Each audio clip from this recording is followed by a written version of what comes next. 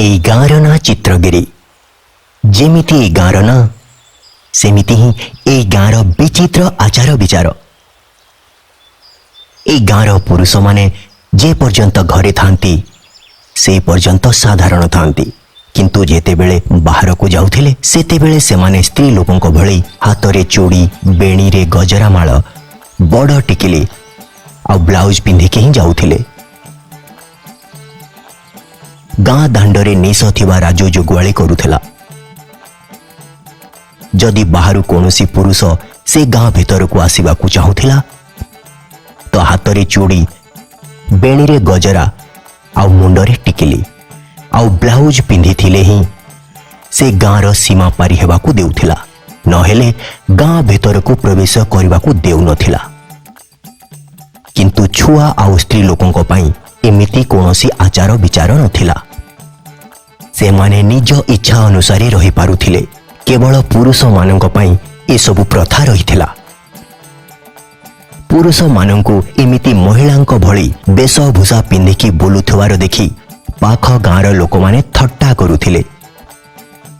କିନ୍ତୁ ଚିତ୍ରଗିରିର ଲୋକେ ସେସବୁ ଉପରେ ଧ୍ୟାନ ଦେଉନଥିଲେ, କାରଣ ଗତ 20 ବର୍ଷରୁ ସେମାନେ ଏଇ ଆଚାର ବିଚାରକୁ ପାଳନ କରି ଆସୁଥିଲେ। ସେଇଥିପାଇଁ ତାଙ୍କୁ ଏସବୁର ଅଭ୍ୟାସ ହୋଇସାରିଥିଲା। ସେତିକିରେ ଦିନେ ଚିତ୍ରଗିରିର ପାଖରେ ଥିବା ଗାଁ ପାଳଗିରିରେ ବସୁଧାକୁ ଦେଖିବା ପାଇଁ ପୁଅ ଘର ଲୋକେ ଆସିଥିଲେ। ଆମକୁ ଝିଅ ଭଲ ଲାଗିଲା। ଯଦି ଆପଣମାନେ ଏ ପ୍ରସ୍ତାବରେ ରାଜି ଅଛନ୍ତି ତ ବାହାଘର କରିଦେବା। ଭାଇ, ତୁମକୁ କିଛି କହିବାର ଥିଲା। ପାଳଗିରି ଆମ ଗାଁ ନୁହେଁ, ଇଏ ବସୁଧାର ମାମୁଁ ଘର। କଥା କଣ? ଆପଣଙ୍କ ଗାଁରେ ନିଜ ଘରେ ବାହାଘର ଠିକ ନ କରି ମାମୁଁ ଘରେ କରୁଛନ୍ତି। ଆପଣଙ୍କ ଗାଁର ନାଁଟା କଣ? ଆମ ଗାଁର ନାଁ ଚିତ୍ରଗିରି। ଛି, ଆପଣମାନେ ସେ ମହିଳାଙ୍କ ଗାଁର।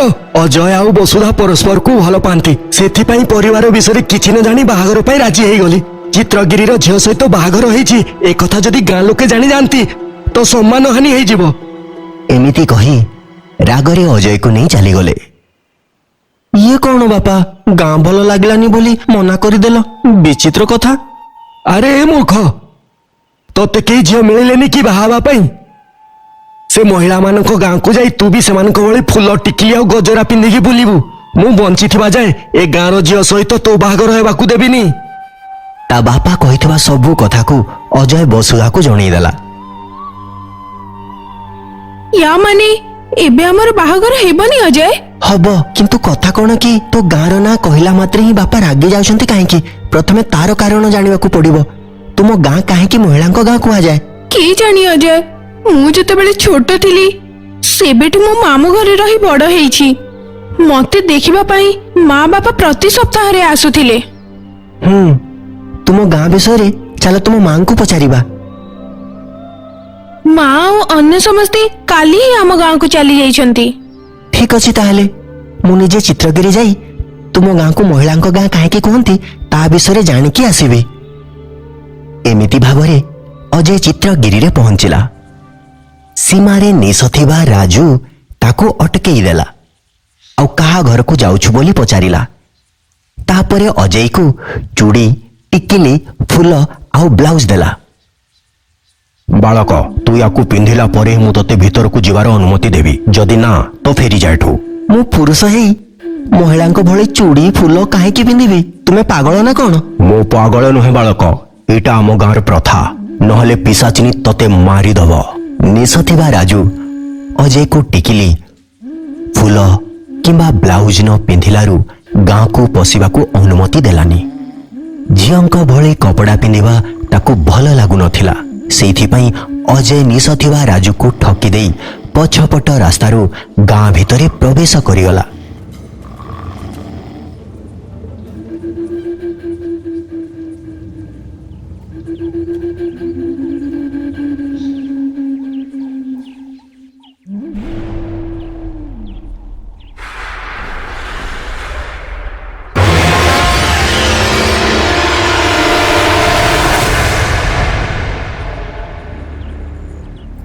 ଓ ଭିଣେଇ, ଗୋଟେ ଚୁମା ତ ଦିଅ। ओ भिणेई गोटे चुम्मा तो दियो ओ भिणेई गोटे चुम्मा तो दियो अजय जेतेबेले जीवाकू लागिला सेतिकी बेले पाउजी और चूड़ीर शब्द सहित कौनसी झीवर डाकिबार शब्द सुनागला किंतु ता उपरे ध्यान न दे से शीघ्र शीघ्र चाली चाली गाँ भीतरकू पशिगला। गाँर पुरुष मानू ब्लाउज पिंधिकी बुलुथबार देखि कथा कौन ए गाँर सबु पुरुष महिलांक भली सज ही कहीं बुलुचंती। ए बालक शीघ्र झील मान भली शाढ़ी आ ब्लाउज पिंधि टिकली लगेने नहले पिशाची तत्ते मारिदब। से वसुधार घरर ठिकाना पचारि ता घरे पहुंची गला। अजय को देखी वसुधार बापा माँ आश्चर्य चकित होई गले। पुआ अजय आम गाँ को टिकिली आ चूड़ी न पिंधिकी आसिले केते विपद अछि जानिछु। सासुमा डरंतुनी मते किछि हबनी एमिति काहेकि समस्ते महिला भली बुलुचंती पिशाचिनी मारिदब बोली कहउचंती। अनेक वर्ष पूर्वरु आम गाँ को के जानी कोठु कोटे स्वामी पाई पागल भूत आसीची। से गाँ रे खेत काम करने को जाउथुवा पुरुषों को सुंदर झियो भली रूपरे ओ भिणेई गोटे चुम्मा तो दियो ओ भिणेई गोटे चुम्मा तो दियो ओ भिणेई गोटे चुम्मा तो दियो।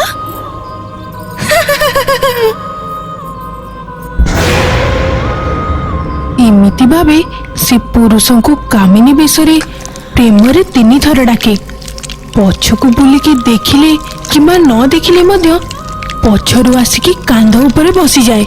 एमिति भावे तांको मुंड को कामुड़िकी खाए आउ एमिति भावे से लोकों को निज बसीभूत करनिए। तापर से माने कामिनी पाई पागल हो जाती निज स्त्री छुआ पिला समस्त को भूली पूरा पूरी ता बसवर्ती ही जाती। तृतीय दिन रे कान को सुना जाएनी, चतुर्थ दिन रे हाथ हलई पारंतिनी आउ पंचम दिन रे गोड़ अकामी ही जाए। षष्ठ दिन रे आखि को देखा जाएनी, सप्तम दिन रे आउ खाई पारंतिनी आउ अष्टम दिन रे रक्त बांती करिकी मरी जाती। एमिति भावे ता जालरे पड़ी बहुत लोक मरीगलेनी। वर्ष वर्ष पर्यंत आमे माने डरी डरिकी बंचुथिलु। सेतेबेले दंडक बणरे रहुथिबा जणे साधुଙ୍କୁ नेकी आसिले। तांको उपदेश मानी सब लोक महिला मानक भली टिकिली चूड़ी ब्लाउज आउ फूल लगेबा आरंभ करिसेंती। सी कामिनी पिशाचिनी सी खाली पुरुष मानन को ही खोजे महिला को नुहे। सी कामिनी पिशाचिनी स्वामी पाई पागल। सेथि पाई तुम गाँर पुरुष माने घरु बाहरिला समय रे महिलांक भली टिकिली चूड़ी पिंधिकी ही जिबे। सेतिकी बेले से तुम माननकु महिला भावी तुम माननक पाखकु आसीबनी। से पिशाचिनी घर भीतर को आसीबनी कि बाबा? आसीबनी। कामिनी पिशाचिनी बेकार पड़िथिबा कुअरे तेंतुली गछरे पुराना घर मानंकरे रहे। पुरुष मानंकु आदर सहित डाकी निजर बसवर्ती करिनिए। तांको उपरे चढ़ीकी बसी जाए। जेउ पुरुष को निज बसवर्ती करे तार सबु रक्त शोषी नहीं ताकू अष्टम दिन रे मरिला भली अवस्था से करी दिए। से सीमा को पारी करी जाई पारिबनी ना से घर भीतर को केबे पसी पारिबो। एमिति केते दिन ताठारु महिलांक बेसरे लुचिकी बुलिबु? ताठारु मुक्ति पाइबार और किछि रास्ता नहीं बाबा? बहुत कठिन। ताकू भस्म करिवार शक्ति मो पाखरे नहीं। साधु जेमिति कहिले आमे समस्ते सेही भली करूछु। घरे रहिले कि गाँ सीमा पारी कला परे ही ई गाँर पुरुष टिकिली चूड़ी ब्लाउज आ फूल किछि लगांतिनी। महिलांक गाँ कही अन्य गाँर लोक थट्टा करिले मध्य बाध्य एई सबु लाज भूली एठी रहिछु। सेति पई वसुधार वरण पोषण आम एठी कलुनी पुआ। ଏଇ ଗାଁର ଝିଅ କହିଲେ କେହି ତାକୁ ବାହା ହେବେନି। ଦୁଃଖୀ ହୁଅନ୍ତୁନି ବାପା, ମୁଁ ଯେମିତି ବି ହେଉ ଏଇ କାମିନୀ ପିଶାଚିନୀର ସମାଧାନ କରିବି। ମୋ ବାପାଙ୍କ ଅନୁମତିରେ ହିଁ ମୋର ବସୁଧା ସହିତ ବାହାଘର ହେବ। ପୁଅ, ଯଦି ଏ ଗାଁରୁ ବିନା ଅସୁବିଧାରେ ଯିବାର ଅଛି ତ ତତେ ବି ଝିଅଙ୍କ ଭଳି କପଡ଼ା ପିନ୍ଧିବାକୁ ପଡ଼ିବ।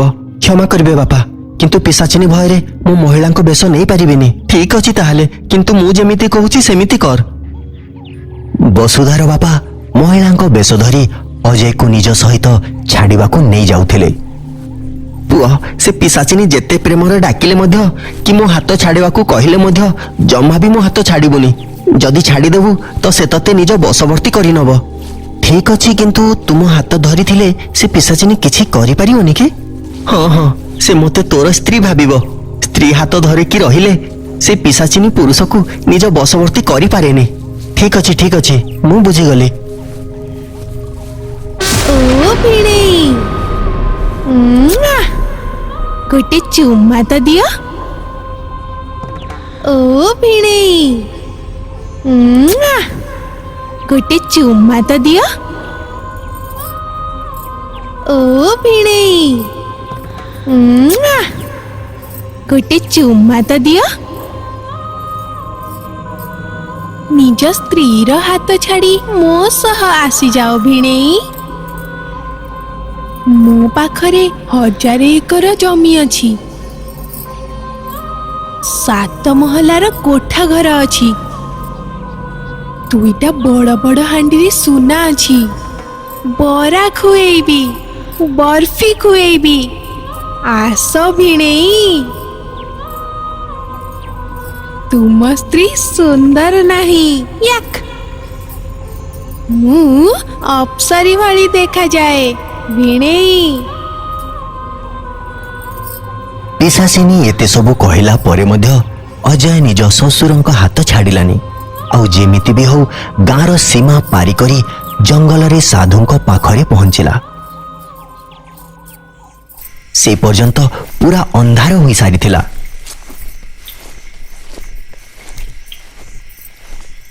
ଜଙ୍ଗଲରେ ଗୋଟିଏ ବଡ଼ ବଟବୃକ୍ଷ ତଳେ ସାଧୁ ତପସ୍ୟା କରୁଥିଲେ। ତାଙ୍କ ପାଖକୁ ଯାଇ ସେମାନେ ତାଙ୍କୁ ସବୁ କଥା ଜଣେଇଲେ। ବାବା, ଏ ପିଲାଟି ମୋର ଭାବି ଜୋଇଁ, ଯେ ମହିଳାଙ୍କ ବେଶ ଧାରଣ ନ କରି ଖରାବେଳେ ଗାଁ ଭିତରକୁ ଆସିଲା, କିନ୍ତୁ ସେ ପିଶାଚିନୀ ତାକୁ ବଶବର୍ତ୍ତୀ କରିପାରିଲାନି। ସତରେ? ତାହେଲେ ତୋ ଡାହାଣ ହାତର ପାପୁଲିରେ ଗୋଟିଏ ତାରା ଭଳି କଳା ଯାଇଥିବ।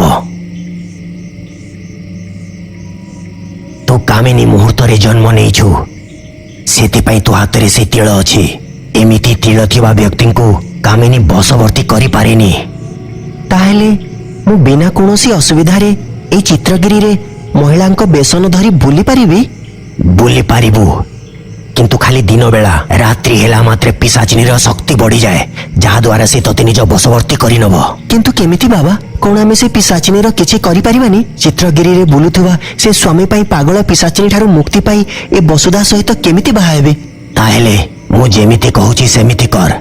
ଏଇ ନେ, ଏଇ 2ଟି ପୁଟୁଳିକୁ ନିଜ ପାଖରେ ରଖ। ତା ପରଦିନ ରାତି ହେଲା ମାତ୍ରେ ସାଧୁ ଯେଉଁ କାମ ଦେଲେ ତାକୁ କରିବା ପାଇଁ ଅଜୟ ଚିତ୍ରଗିରିରେ ପ୍ରବେଶ କଲା। ଓ ଭିଣେଇ, ଗୋଟେ ଚୁମା ତ ଦିଅ।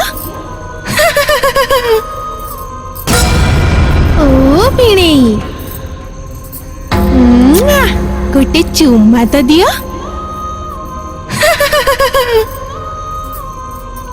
ଓ ଭିଣେଇ,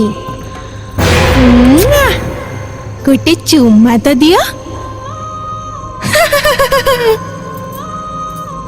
ମନେ ରଖିବୁ, ସେ ତତେ ନିଜ ବଶବର୍ତ୍ତୀ କରିବା ପାଇଁ 6 ଥର ଖାଇବା ପାଇଁ କିଛି ନା କିଛି ଦବ।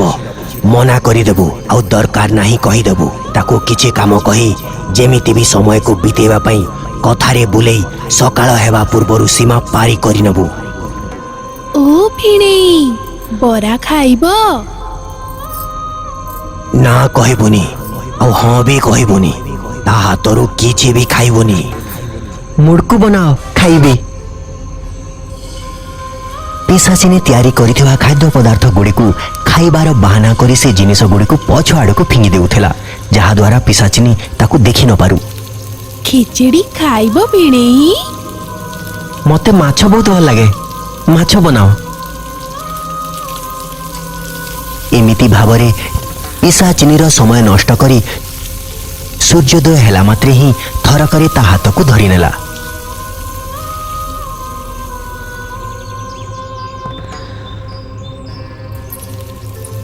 ସୂର୍ଯ୍ୟୋଦୟ ହେଲା ମାତ୍ରେ ନିଜ ତିଳ ଥିବା ହାତରେ ତାକୁ ଧରି ନିଜ ମିଠା ମିଠା କଥାରେ ତାକୁ ଗାଁର ସୀମା ପାରି କରିଦେବୁ। ସାଧୁ ଯେମିତି କହିଥିଲେ ସେମିତି ତା ହାତ ଧରି ଗାଁର ସୀମା ଆଡ଼କୁ ନେଇଯାଉଥିଲା। ମୋ ସହିତ ଆ, ତତେ କଳା ଗୋଲାପର ଫୁଲ ଦେଖେଇବି। ହଁ, କଳା ଗୋଲାପ ଫୁଲ? ଚାଲ ଚାଲ ଦେଖିବା। ସୀମା ପାରି କଲା ମାତ୍ରେ ହିଁ ପୁଟୁଳିରେ ଥିବା ସୋରିଷ ଆଉ ରାଶି ଭୂଇଁରେ ପକେଇଦବୁ। ସାଧୁ ଯେମିତି କହିଥିଲେ ସେମିତି ହିଁ କଲା। ଆରେ ହେ ଭଗବାନ, ଏବେ ମୁଁ କେମିତି ଘରକୁ ଯିବି, କେମିତି ଘରକୁ ଯିବି? କଣ ହେଲା ଭିଣେଇ? ମତେ କୁହ, ତୁମର କଷ୍ଟ ମୁଁ ଦୂର କରିଦେବି। କଥା ଦେ, ସତରେ ମୋ କଷ୍ଟ ଦୂର କରିବୁ? ସତରେ ଦୂର କରିବି, କୁହ ମତେ।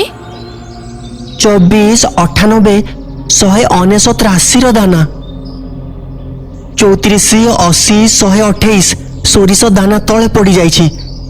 ତାକୁ ନ ନେଇ ମୁଁ ଗାଁରେ ପାଦ ରଖିବିନି, ଏମିତି ମୁଁ ମାଙ୍କୁ କଥା ଦେଇଛି। ବାସ୍ ଏତିକି କଥା? ଏବେ ଉଠେଇକି ଦେଉଛି, ରୁହ। ସେଇ ପିଶାଚିନୀକୁ ଦିନରେ କଳା ରଙ୍ଗ ଦେଖାଯାଏନି ଆଉ ରାତିରେ ଧଳା ରଙ୍ଗ ଦେଖାଯାଏନି। ସେଇଥିପାଇଁ ଯେତେ ବି ସମୟ ଲାଗିଯାଉ ସେ କିଛି ବାଛି ପାରିବନି। ଯଦି ଗୋଟିଏ ରାତି ଆଉ ଗୋଟିଏ ଦିନ ସେ ଯଦି ବାହାରେ ରହିବ ତାହେଲେ ସେ ଶକ୍ତିହୀନ ହେଇ ଭସ୍ମ ହେଇଯିବ। ଠିକ ଅଛି, ତାହେଲେ ତୁ ସେ ସୋରିଷ ଆଉ ରାଶିକୁ ଉଠେଇ ସେ ଥଳିରେ ରଖ। ମୁଁ ଟିକେ ଶୋଇକି ଆସୁଛି। ଏମିତି କହି ସେଠାରୁ ଚାଲିଗଲା।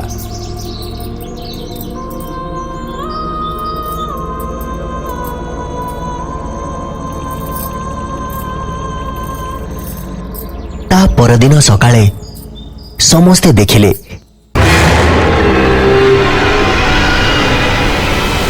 ଯେ ପିଶାଚି ଭସ୍ମ ହୋଇ ପଥରରେ ବଦଳି ସାରିଛି।